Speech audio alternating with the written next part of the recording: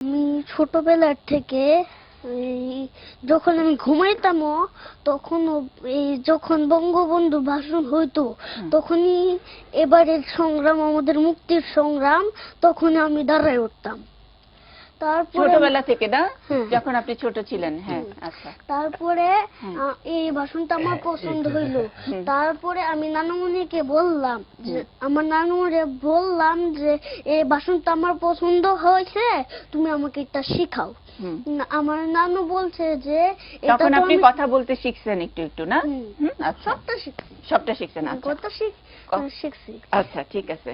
তারপরে নানুমণিকে বলছি, নানুমণি বলছে আমি তো সবটা পারি না, তোমার বাবাকে বলো ক্যাসেট আনতে। তারপরে ওই দিন তো চলে গেছে। তারপর আরেক দিন আমি বাবাকে বললাম যে বাবা তুমি একটা ক্যাসেট আনো। তারপরে বাবা অনেক জায়গায় খুঁজছে, পাইছে না। তারপরে একটা জায়গায় পাইছে, এটা জায়গাটার নাম আমি জানি না। আচ্ছা, ঠিক আছে, ঠিক আছে। জায়গাটার নাম আমরা পরে শুনে নিব। কিন্তু বাবা তারপরে ক্যাসেট আনলো।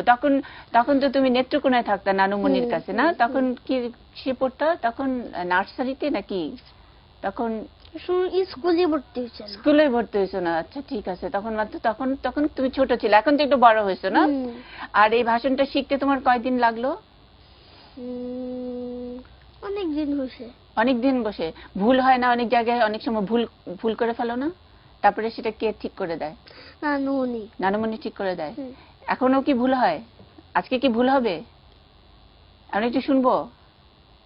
এই সেই 18 মিনিট লাগবে? পুরো 18 মিনিট করবা? অনেক সময় লাগে। অনেক সময় লাগে? বলতে পারবা তো? ওকে স্যার, 18 মিনিট কিন্তু সময় দিতেই হবে। এবং আজকে বঙ্গবন্ধুর জন্মদিন উপলক্ষে এরকম একটি আমি কবিতা বলছিলাম। আমরা এটাকে মহাকাব্য মানে একটা মহাকবিতা বলি, কিন্তু আমাকে অপূর্ব সেটা কবিতা কিছুতেই বলতে দিবে না। ছোটবেলা থেকে ও কোনো কবিতা ভালো লাগে নাই, গান ভালো লাগে নাই। ও দাবি করছে ও যখন ছোট ছিল সে দাঁড়ায় পড়তো, ঘুমের মধ্যে দাঁড়ায় পড়তো। বাবা, এবার আমি একটু শুনি ভাষণটা।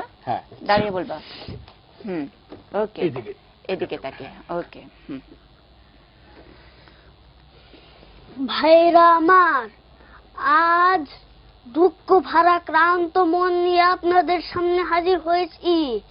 আপনারা সবই জানেন এবং বুঝেন আমরা আমাদের জীবন দিয়ে চেষ্টা করেছি, কিন্তু দুঃখের বিষয় আজ ঢাকা, চট্টগ্রাম, খুলনা, রাজশাহী, রংপুরে আমার ভাইয়ের রক্তে রাজপথ রঞ্জিত হয়েছে।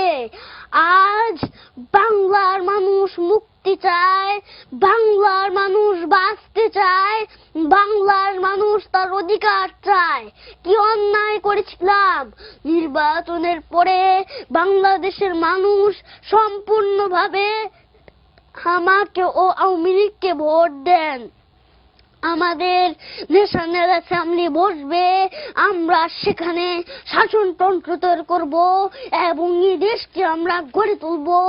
এদেশের মানুষ অর্থনৈতিক, রাজনৈতিক ও সাংস্কৃতিক মুক্তি পাবে। কিন্তু দুঃখের বিষয়, আজ দুঃখের সঙ্গে বলতে হয় 23 বছরের করুণ ইতিহাস, বাংলার অত্যাচারের, বাংলার মানুষের রক্তের ইতিহাস, 23 বছরের ইতিহাস, মুমূর্ষ নরনারীর আর্তনাদের ইতিহাস, বাংলার ইতিহাস, এদেশের মানুষের রক্ত দিয়ে রাজপথ রঞ্জিত করার ইতিহাস। 1952 সালে রক্ত দিয়েছি, 1954 সালে নির্বাচনে জয়লাভ করেও আমরা গুজিরে বসতে পারি নাই। 1958 সালে আইয়ুব খান মাশাআল্লাহ জারি করে 10 বছর পর্যন্ত আমাদের গোলাম করে রেখেছে। 1966 সালে 6 দফা আন্দোলনে 7ই জুনে আমার ছেলেদের গুলি করে হত্যা করা হয়েছে। 1969 আন্দোলনে আইয়ুব খানের পতন হওয়ার পরে যখন ইয়াহিয়া খান সাহেব সরকার নিলেন, তিনি বললেন দেশের শাসনতন্ত্র দেবেন, গণতন্ত্র দেবেন, আমরা মেনে নিলাম। তারপরে অনেক ইতিহাস হয়ে গেল, নির্বাচন হলো।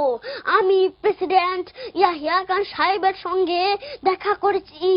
আমি শুধু বাংলা নয়, পাকিস্তানের মেজরিটি পার্টির নেতা হিসাবে তাকে অনুরোধ করলাম 15 ফেব্রুয়ারি তারিখে আপনি জাতীয় পরিষদে অধিবেশন দেন। তিনি আমার কথা রাখলেন না, তিনি রাখলেন ভুট্টো সাহেবের কথা। তিনি বললেন প্রথম সপ্তাহের মাসে হবে। আমি বললাম ঠিক আছে, আমরা অ্যাসেম্বলিতে বসবো। আমি বললাম অ্যাসেম্বলির মধ্যে আলোচনা করব। এমনটা আমি এ পর্যন্ত বললাম, যদি কেউ ন্যায্য কথা বলে, আমরা সংখ্যায় বেশি হলেও একজন যদি সে হয়, তা ন্যায্য কথা আমরা মেনে নিব। জনাব ভুট্টো সাহেব এখানে এসেছিলেন, আলোচনা করলেন, বলে গেলেন যে আলোচনার দরজা বন্ধ না, আরো আলোচনা হবে। তারপরে অন্যান্য নেতৃবৃন্দের সাথে আলাপ করলাম, আপনারা আসুন বসুন, আমরা আলাপ করে শাসনতন্ত্র তৈরি করি। তিনি বললেন পশ্চিম পাকিস্তানের মেম্বাররা যদি এখানে আসে তাহলে কসাইখানা হবে অ্যাসেম্বলি। তিনি বললেন যে যাবে তাকে মেরে ফেলে দেওয়া হবে। যদি কেউ অ্যাসেম্বলিতে আসে তাহলে পেশোয়ার থেকে করাচি পর্যন্ত দোকান জোর করে বন্ধ করা হবে। আমি বললাম অ্যাসেম্বলি চলবে। তারপরে হঠাৎ 1 তারিখে অ্যাসেম্বলি বন্ধ করে দেওয়া হলো। ইয়াহিয়া খান সাহেব প্রেসিডেন্ট হিসাবে অ্যাসেম্বলি ডেকেছিলেন। আমি বললাম যে আমি যাব।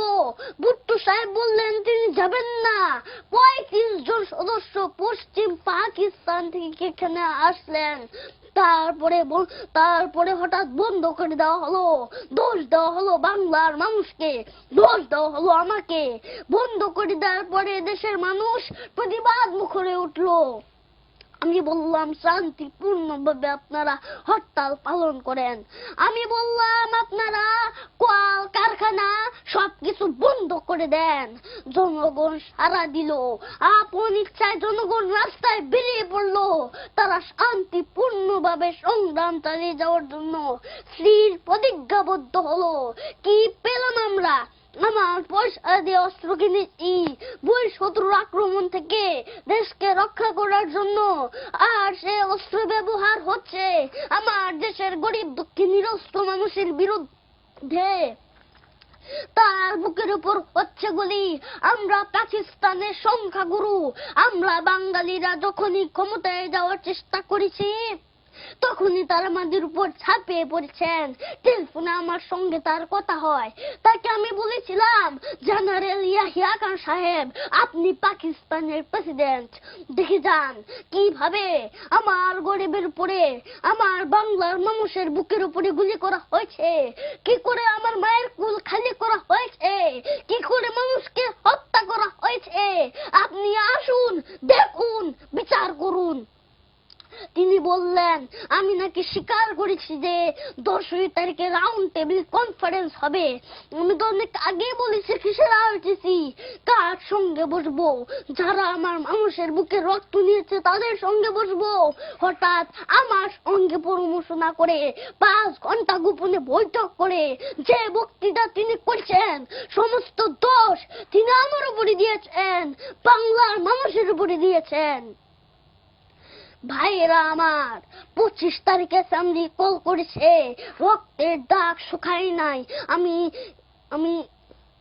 10 তারিখে বলে দিয়েছি যে ওই শহীদের রক্তের উপর পাড়া দিয়ে আরডিসিতে মুজিবুর রহমান যোগদান করতে পারে না।